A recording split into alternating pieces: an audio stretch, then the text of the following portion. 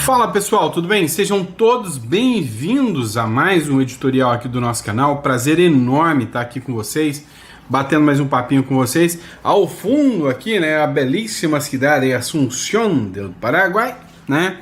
Lugarzinho top, tá? Para quem não conhece Assunção aí, recomendo demais, tá? É um lugar bom para fazer negócio. Mas, enfim, tô aqui para falar de política com vocês. Tem muita coisa top, muita coisa interessante acontecendo e a gente vai falar de tudo isso aqui com vocês. Então, vamos direto lá para nossa tela. Não esquece de se inscrever, curtir, compartilhar, né? Sempre um prazer e uma honra estar aqui com vocês. Vamos lá, dá uma olhada aqui. Erro do Ministério Público Federal excluiu Zé Dirceu e José Genuíno do processo relacionado ao mensalão, diz STJ. Ou seja, segundo eles, houve um errinho do Ministério Público e por causa disso eles não têm que pagar suas penas. Um erro processual do Ministério Público Federal livrou José Dirceu e Anderson Adalto, além de José Genuíno e Delúbio Soares, de uma ação ligada ao mensalão. O STJ concluiu que o Ministério Público utilizou o recurso errado, caracterizando erro grosseiro. O caso remonta a 2007, no auge do escândalo envolvendo o PT. Olha isso, uma coisa de 2007, sendo, né, anulada agora, segundo publicações aqui do Paulo Figueiredo. Agora eu te pergunto, quantos erros encontraram no processo do Bolsonaro? Quem sabe o da vítima sendo o juiz? Ou melhor, quem sabe o erro do processo está no lugar errado, né? Devia estar na primeira instância e estava no STF, que é inimigo declarado do Bolsonaro. Pois é, mas no caso dos esquerdistas, sempre acham um errinho, né? Vamos lá. Eu tô falando para vocês que a onda verde, a onda rosa, né? Que eles chamavam, né? A onda rosa, que era esquerdista, né? O esquerdismo tomando conta aqui da América, tá acabando, tá esvaziando. E a gente começa a observar isso com bons olhos, tá? Olha só, hoje, por pouquíssimo tempo, nós ainda temos o Chile como um país esquerdista. Mas por pouquíssimo tempo também. O Uruguai é uma esquerda que não é esquerda. É uma esquerda que ela está longe de ter os fins e os ideais radicais que a esquerda do Brasil tem, né? A esquerda radical igual a do Brasil, que está junto com a Colômbia, que está junto com a Venezuela, é só o Brasil aqui na América do Sul. Então, a Colômbia é questão de tempo, já está na mira do Donald Trump. A Venezuela é questão de tempo, já está na mira do Donald Trump. E o Brasil? O Brasil, eu garanto para você que não está tão bem também. O Uruguai e o Chile, os Estados Unidos não estão se preocupando com isso, não. O Uruguai é um país que daqui 5 anos vai mudar. E depois de mais 5 anos, muda para a direita, depois muda para a esquerda. É um país que as ideias esquerdistas que a América aqui do Sul, né, que o Brasil usa, por exemplo, está longe de ser aplicada aqui no Uruguai, tá? É um país completamente diferente, não é à toa que tem um IDH muito maior. Então, olha só sobrou Colômbia, Venezuela e Brasil, e o Chile não é radical e está saindo. Acabou a fase da esquerda aqui na América Latina. Caindo o Maduro da Venezuela, o próximo é o Petro da Colômbia. E cá entre nós, tá todo mundo falando aí que o Lula vai ter a chance de ganhar, que o Lula pode vencer. Acho difícil, mas acho muito difícil o Lula vencer aqui. Então, veja essa imagem e comece a ter esperança. Dando crédito aqui, a matéria, né, é La Nación, tá? De La Nación. Vamos lá. Assuste-se com essa aqui. Pira o cabeção, meu amigo. Dá uma olhada. Fux pede revisão de um processo do Bolsonaro. Revisão gramatical de voto que condenou Bolsonaro pela trama golpista. Como assim, Santo? O que é revisão gramatical de processo. Calma aí que eu te explico, tá? O Fux, que ultimamente é o terror dos ministros do STF, dos demais ministros, né? O Fux, que hoje vem sendo fritado, vem sendo considerado uma figura, sabe, contrária ao modelo, né, da turminha ali da primeira turma, porque ali tem Dino, Zanin, Dino, Zanin, o Alexandre de Moraes e quem que é o outro? Carmen Lúcia, né? E aí sobrou o Fux ali no meio que pensa diferente. A outra turma já é mais moderada. Não é à toa que eles prepararam essa para mandar para o Bolsonaro. Agora, o ministro Luiz Fux, do Supremo Tribunal Federal, pediu a devolução de seu voto no julgamento do núcleo central da trama golpista de 2022, para uma revisão gramatical do texto. O voto de 429 páginas é o último que falta para que o tribunal formalize o acórdão, documento que consolida o resultado do julgamento e abre prazo para eventuais recursos. Acórdão é a sentença.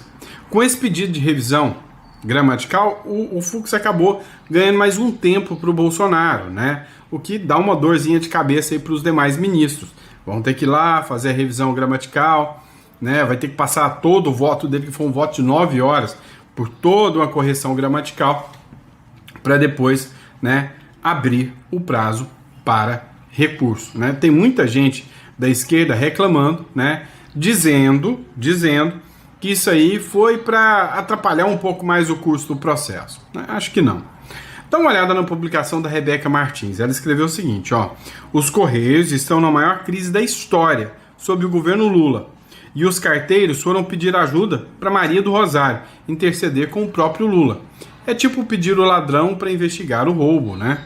Eu estou recebendo aqui em Brasília o Comitê em Defesa dos Correios. E onde eu caminho, em cada cidade, tenho encontrado trabalhadores e trabalhadoras dos Correios que têm o maior compromisso com a soberania nacional e com o nosso povo brasileiro. Porque essa empresa pública é puro compromisso com o Brasil, com os brasileiros e brasileiras em todo o território nacional. O comitê está instalado aqui em Brasília há mais de 60 dias, em busca do fortalecimento, apesar de estar passando uma crise financeira, mas como uma empresa mais de 360 anos de história construída pelos trabalhadores e trabalhadoras, nós vamos conseguir sair dessa situação bastante difícil, porque nós lutamos pela soberania nacional e por uma empresa pública boa e de qualidade. Eu tenho muita confiança que o presidente Lula, com o carinho e o respeito que ele tem pelos Correios, ele que já salvou 2 vezes os Correios da privatização, agora neste momento está colocando todo o seu empenho para a resolução dos problemas econômicos e financeiros dos Correios, para a saúde financeira da empresa e também uma lei que a gente aprovou e que tem muito carinho, que é a Não, vou poupar os seus ouvidos.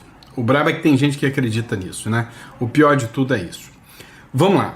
Essa aqui é uma bomba certeira.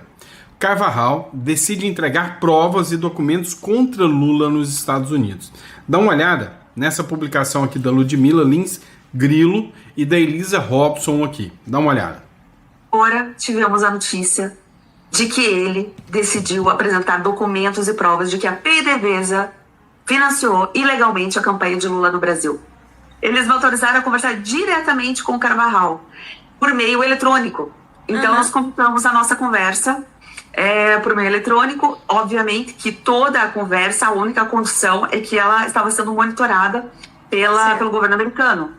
Eu fiquei muito feliz porque, para mim, é uma segurança, né? Mostra ali, é bom que eles acompanhem toda a minha conversa, as minhas perguntas com ele, porque justamente me sinto bem, né? Em saber que eu não preciso me defender, que eu estou fazendo uma coisa correta e às claras, porque eles mesmos estão acompanhando. Então, cada pergunta e cada resposta dele, nessa conversa que eu tive agora diretamente com ele, que para mim já foi, como você disse, subir um degrau. Isso foi muito importante, tanto para mim como jornalista, poder conversar direto com a fonte, sem intermediários, quanto para esse papel de investigação que a gente está fazendo, que é mais interessante ainda. E aí nós começamos a nossa conversa. A primeira boa surpresa que eu tive foi que ele começou a conversa falando que era um prazer voltar a conversar comigo, que ele lembra assim, de tudo o que foi naquele episódio lá de Madrid, né, de 2022, e que ele estava muito interessado em colaborar agora com essa minha nova investida, né, para que pudéssemos obter mais informações.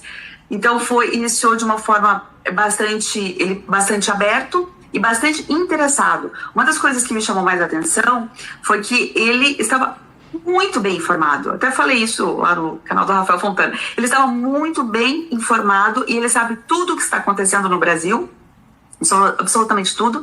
Ele acompanha todas as informações e principalmente toda a pressão que está acontecendo em relação ao secretário Marco Rubio e também Alexandre de Moraes. Então, ele sabia... Você poderia dizer pra gente mais ou menos a visão dele sobre isso que está acontecendo no Brasil? Sim. Eu perguntei, né? Foi aprofundando a conversa e eu queria entender também essa percepção dele, né? O que ele estava achando. E ele continua, ele insiste, né, que Lula é um criminoso como Nicolás Maduro. Pois é. E aí, qual a opinião de vocês? É o braço direito do Donald Trump, meu bem. Braço direito, né? Vamos lá, dando continuidade à matéria aqui. Olha essa aqui. Uma cozinheira foi morta pelo crime organizado porque ela não quis colocar veneno na comida dos policiais. E aí, essa turma diz que não é uma organização terrorista. Dá uma olhada no que diz o Paulo Bilinski.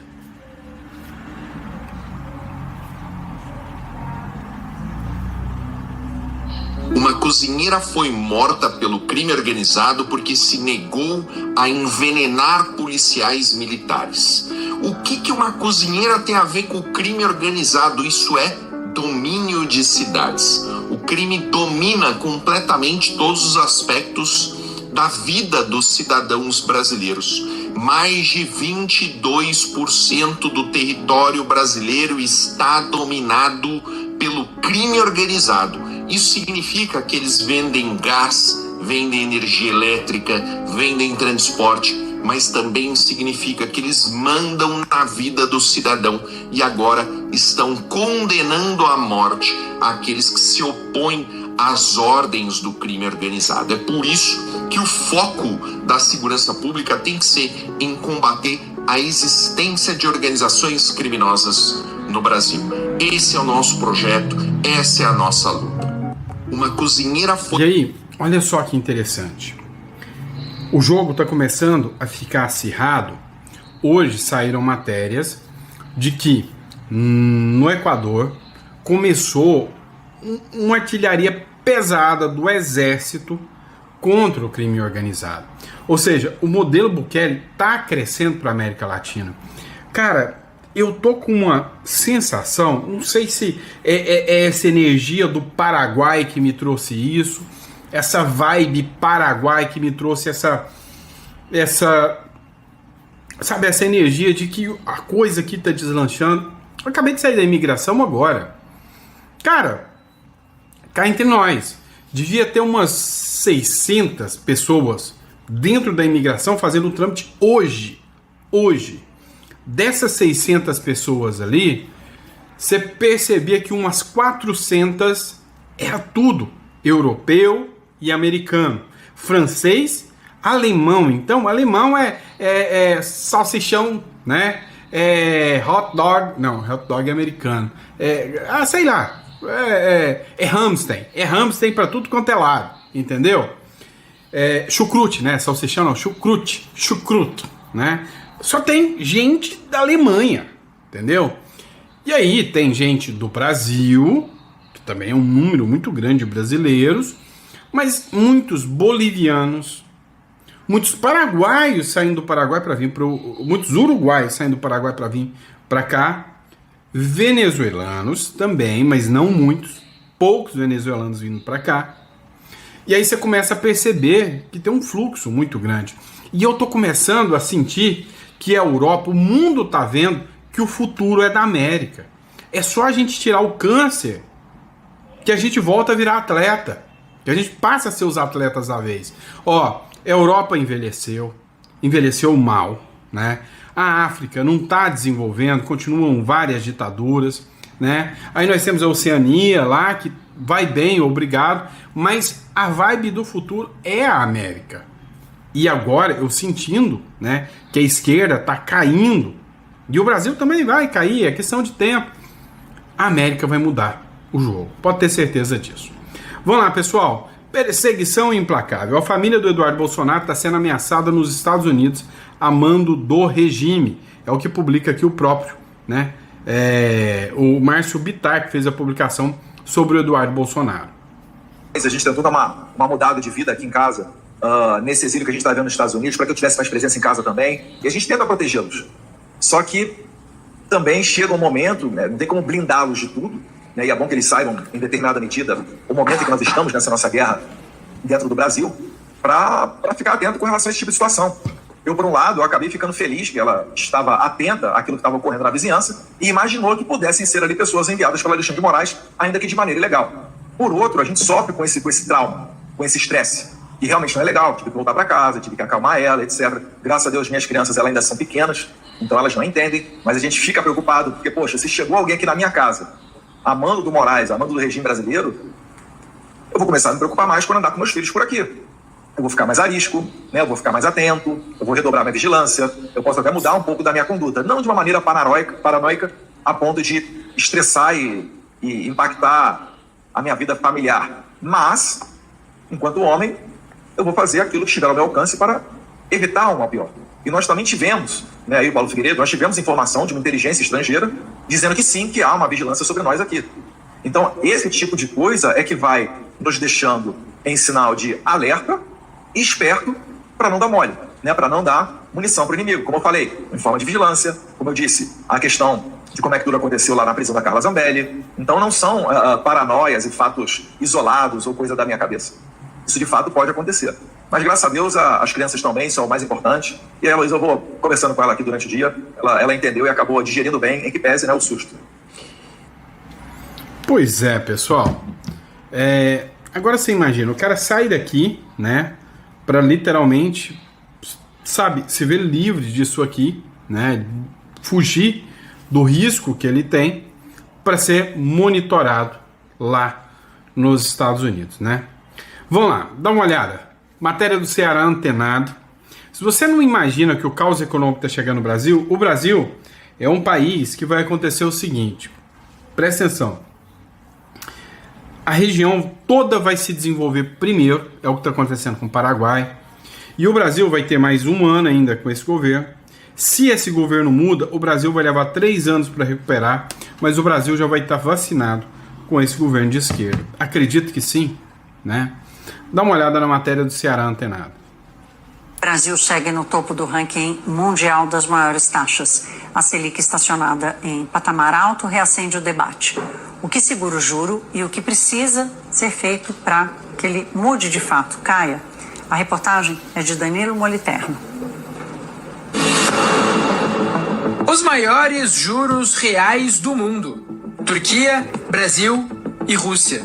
A posição do Brasil entre países de preços menos controlados e ambiente institucional menos equilibrado leva a discussões sobre o patamar da Selic no país.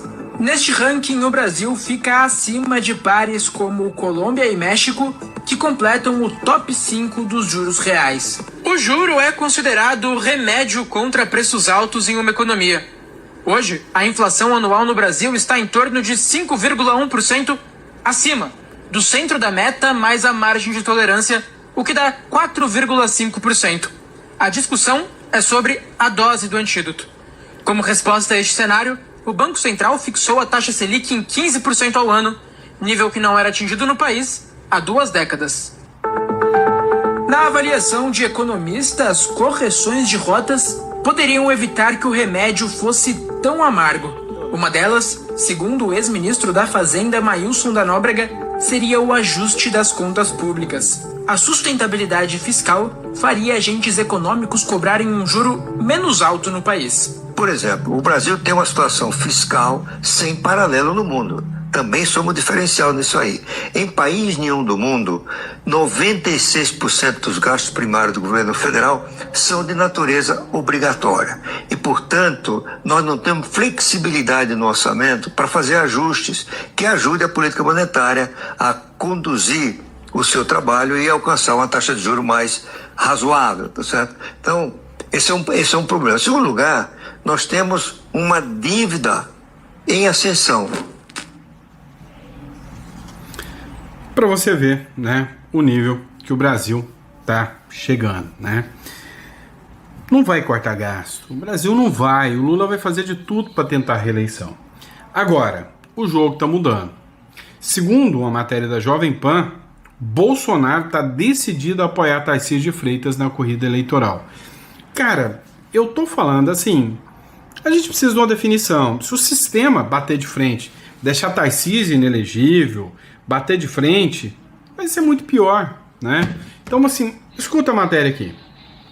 Uma fonte minha dentro do Partido Liberal disse que o ex-presidente Jair Bolsonaro está decidido a apoiar a candidatura do governador de São Paulo, Tarcísio de Freitas, para a presidência da República no ano que vem. A avaliação do ex-presidente, segundo me explicou essa fonte, é que Tarcísio é o nome mais forte para fazer oposição ao presidente Lula e seria uma manobra política da direita brasileira justamente para impedir que Lula tivesse ali um eventual quarto mandato. Segundo pesquisas de opinião pública, o presidente Lula tem recuperado a popularidade e é considerado o nome mais forte para ganhar as eleições do ano que vem. Então, é uma manobra política, segundo me explicou essa fonte, para então ter uma oposição de nível com um nome forte para fazer oposição ao presidente Lula. Haja vista que Jair Bolsonaro, considerado hoje o maior líder da direita brasileira, está inelegível e também foi condenado a 27 anos e 3 meses de prisão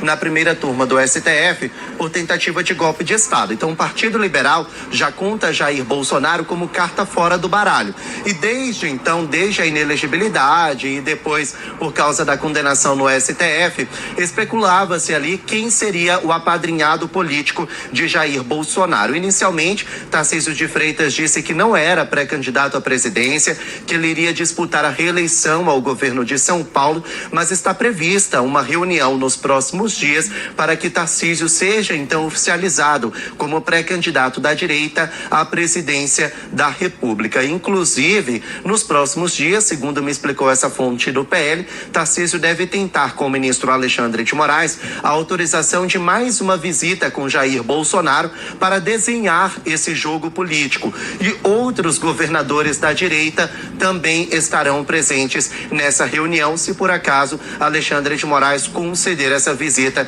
ao ex-presidente que cumpre prisão domiciliar.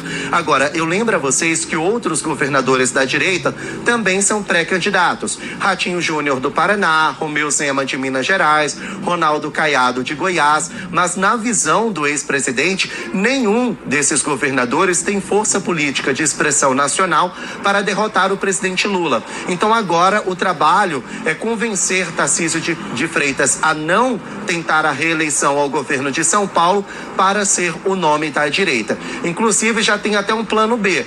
O Ronaldo Caiado já chegou a público dizendo que vários governadores da direita vão se lançar candidatos à presidência, mas aquele que chegar ao segundo turno com o presidente Lula vai ser apoiado pelos demais líderes da direita. Então é realmente um momento onde a direita se reorganiza para impedir essa quarta vitória do presidente Lula nas eleições presidenciais. A gente fica então à expectativa para esse pedido e autorização para que Tarcísio de Freitas se encontre novamente com Jair Bolsonaro e seja lançado então como o candidato do ex-presidente nas eleições do ano que vem.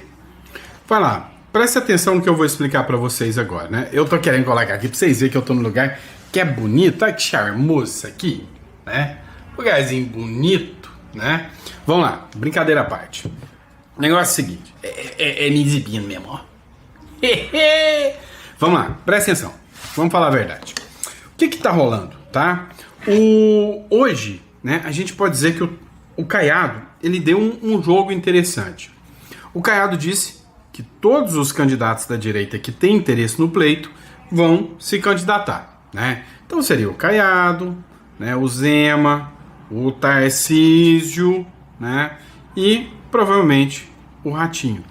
Isso aqui seria uma seleção. Contrassenso desses aqui, eu tenho o Lula. E aí vira algum possível outro nome da esquerda, mas ninguém com expressividade como o pai dos prob, né? O que que acontece? Aqui pode surgir um nome, um outsider, como Eduardo Bolsonaro? Talvez. Presta atenção no interessante. Se aqui, né, nos governadores, aqui, nós vamos ter primeiro uma seleção natural. Já no meio do jogo, sempre a direita vai ver quem vai estar mais à frente. E eu jogo esses dois nomes aqui, ó, Tarcísio ou Ratinho. Então, vão crescer mais do que os dos outros, mesmo no segundo turno. A não ser que venha aquela candidatura meteórica, o Caiado fale alguma coisa, uma facada, uma não sei o quê. Pode rolar de tudo, mas se correr a regra normal, é um desses nomes e, via de regra, esse que tiver à frente, ele vai pedir ajuda desse aqui, ó, do Eduardo Bolsonaro. E também do Bolsonaro, é claro. Acredito que vai ser o Tarcísio. Então, ao chegar no final do jogo, todo mundo, o eleitor, eu, você, já sabemos quem vai ser o nome forte, o cara mais forte. Tarcísio, Ratinho, Caiado, Zema, não sei. E vai todo mundo migrar para ele. Os outros vão ser coadjuvantes, mas vai ser o termômetro para ver a força da direita aqui contra o Lula. Jamais, never, o Lula vai ganhar no primeiro turno. Vai ter segundo turno. E aí todo mundo vai se juntar no nome que for mais forte. Eu tô colocando o Tarcísio aqui, mas é só hipoteticamente, tá? Eu tô levando a lógica aqui. Entenderam a regra do jogo, né? Então eu acredito que mais ou menos isso aí que vai rolar na bodega toda aí. Vamos lá. Matéria do Easy Fatos. Em voto contra a ideologia de gênero, o ministro Cássio Nunes afirma que a escola não é lugar para sexualidade. Vou ler não, tá? Por quê? Não vou colocar não, porque eu já falei dessa matéria aqui, que provavelmente foi o Samuel que colocou essa matéria aqui, tá? Então, lá do canal Editorial Central. Então eu não vou pular essa matéria. Matéria do Paulo Capelli, essa aqui é das boas. Boa, tá? Conselheiro federal pede que a OAB se manifeste contra o ato do Alexandre de Moraes. Meu irmão, essa aqui é das boas. Lembra que o Alexandre de Moraes fez algo, né, que pra mim, que sou advogado, algo que atenta, sabe, abusa, né, do Estado Democrático de Direito. Mandou tirar o Jeffrey Chikini, que era advogado do Felipe Martins e mais outros advogados, né, do caso do 8 de janeiro. Expulsou os caras. Isso é um assinte, isso é um abuso de autoridade sem tamanho. Só quem pode escolher quem vai ser o seu advogado é a própria parte. O máximo que o Alexandre de Moraes poderia fazer é, olha, eles perderam o prazo, o que era mentira, eles não tinham perdido o prazo. Mas se tivessem, o que o juiz da causa deveria fazer era notificar o réu, no caso o Felipe Martins, e falar, olha, Felipe Martins, nomeia outro advogado, resolve o problema. E aí, resolveu o problema. Por causa da abusividade, o conselheiro da OAB falou, e aí, OAB, tem que agir. O conselheiro federal da Ordem dos Advogados do Brasil, que é o Marcelo Toches, ingressou com a representação para que a entidade manifeste contra medidas adotadas pelo ministro do Supremo Tribunal Federal, Alexandre de Moraes. Olha, a maioria dos advogados, né, poderiam forçar aí esse pedido, dar apoio, né? O pedido de desagravo foi protocolado nessa sessão do Conselho Federal da OAB nessa segunda-feira, em favor do advogado Jeffrey Chikini, destituído por Moraes da defesa de Felipe Martins, ex-assessor de Jair Bolsonaro, denunciado por tentativa de golpe. Eu, como advogado, o que eu posso estar fazendo aqui é divulgando isso aqui. Provavelmente esse vídeo aí vai alcançar 150, 200 mil pessoas, no mínimo, para dizer parabéns e falar para a classe de colegas advogados que não se curvem diante do arbítrio. Este é o caminho. Vamos usar todos os meios democráticos que tem para mostrar que nós estamos insatisfeitos, nós não estamos felizes com o arbítrio. E vai um voto aqui ao colega Chikini, que está fazendo o seu trabalho aí com total maestria, tá? Com total maestria. Abre aspas para a fala aqui. Estou protocolando aqui no Conselho Federal esse desagravo público em favor do advogado Jeffrey Chiquin, não só por ter sido indevidamente destituído, mas também por representar todos os advogados que atuarem e atuam naquele fatídico do inexistente golpe do 8 de janeiro de chitoches durante a sessão. Não estamos sozinhos, ainda há esperança para nossa classe. Ó, quando você vê aí Pavinato, quando você vê Sebastião Coelho, quando você vê o próprio Jeffrey Chiquin, e eu também, viu? Sou advogado, quando você vê André Marsiglia, quando você vê essa turma de juristas e advogados, e aí eu não posso, né, nem pensar em excluir os demais colegas que se opõem a esse absurdo, né, como por exemplo, o meu professor Ives Gandra Martins. Então, a grande questão que temos aqui é a seguinte: ainda tem chance, ainda tem esperança, só não podemos desistir, tá bom? Só não podemos desistir. E por fim, mas não menos importante, mon amour, né? Para ustedes acá, entre em contato com a Imigra Mais, 16 99321 0648. Pessoal, entre em contato, tá? Agenda a sua consulta para você entender um pouco mais os benefícios do Uruguai e do Paraguai. Dois países que estão de portas abertas. Ao fundo aqui, né, o Paraguai, para que vocês vejam um pouco, né, desse país. Eita porra, deixa eu sair daqui, né? Esse país que realmente impressiona, né, pela sua... Tá trancado aqui, tá? Ah, comigo tem frescura não, eu rastei o tapete aqui, o sofá, vamos lá.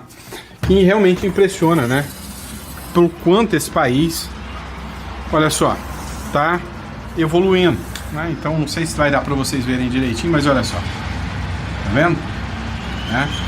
Então entre em contato aí, tá? Vale a pena conhecer um pouco mais das vantagens, benefícios, né, desse país, tá bom? Obrigado, pessoal, fica com Deus e eu vejo vocês no próximo editorial. Abraço.